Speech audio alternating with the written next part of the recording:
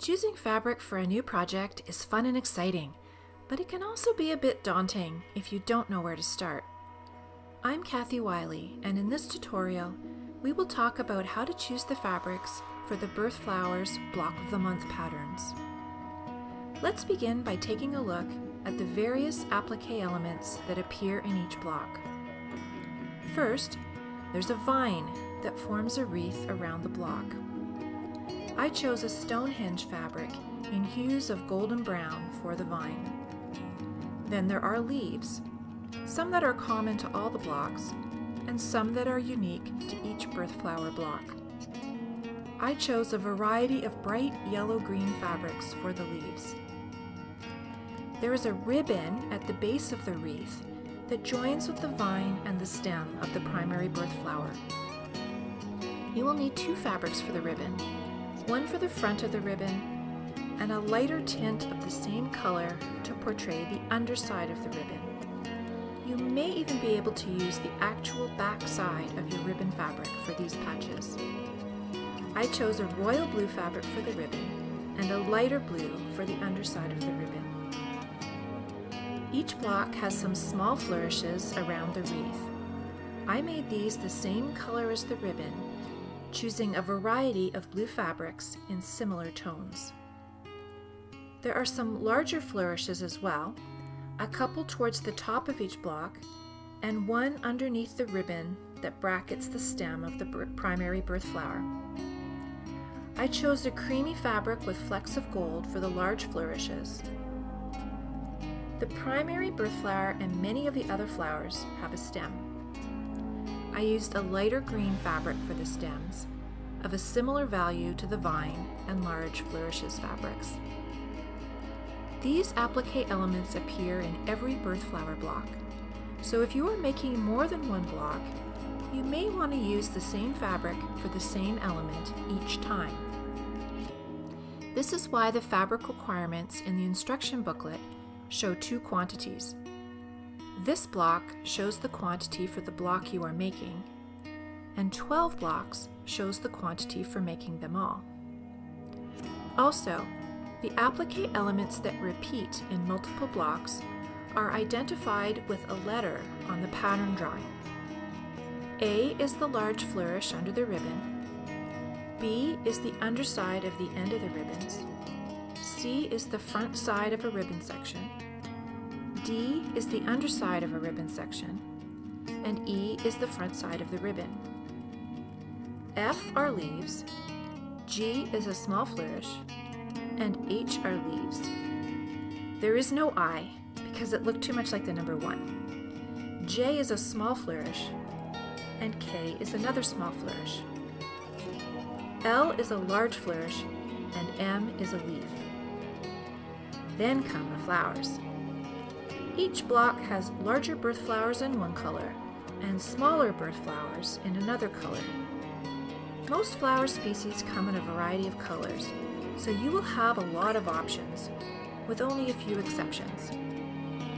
January snowdrops have a small white flower and inner petals with green markings.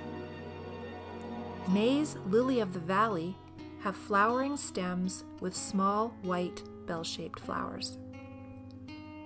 December's holly is a flowering plant with bright red berries.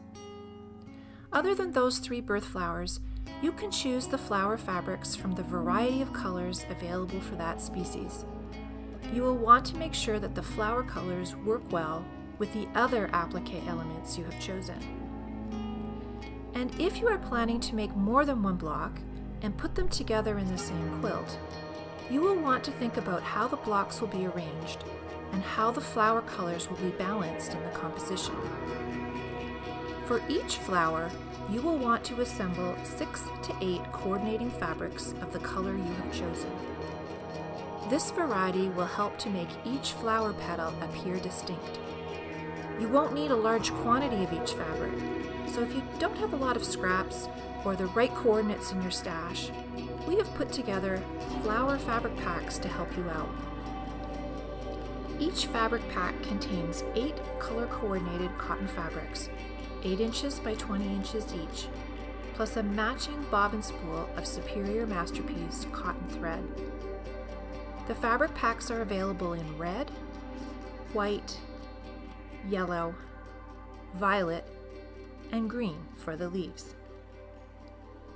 Choosing the background fabric for the Birth Flowers blocks is an important decision because you want to make sure there will be enough contrast with the applique, both contrast in color and contrast in value. If you choose a white or off-white fabric for the background, there won't be enough contrast for white flowers or cream-colored flourishes. A gray background helps the white flowers to show up, but now there's not a lot of value contrast with the vine, stems, and blue ribbon and flourishes. A taupe background would work better, except with a different fabric for the large flourishes. Salmon, maybe. In the end, I chose a black background. Colors really pop against the black, and there is complete flexibility when it comes to choosing the applique elements and flower fabrics. One of my favorite tricks is to use a focus print to choose a color palette. For the Birth Flowers blocks, the focus print had a black background, a dominant royal blue color, and hues of white, green, red, and gold. If you like the way the colors look together in the focus print, you are sure to like them together in your quilt project. Then I audition the fabrics before making my final selections. Here's how. After tracing the block design onto the background fabric with a light box and a water-soluble marker, pin the background fabric onto a design wall. Make a template for each applique shape by tracing it from the pattern drawing onto the dull side of freezer paper and cutting it out.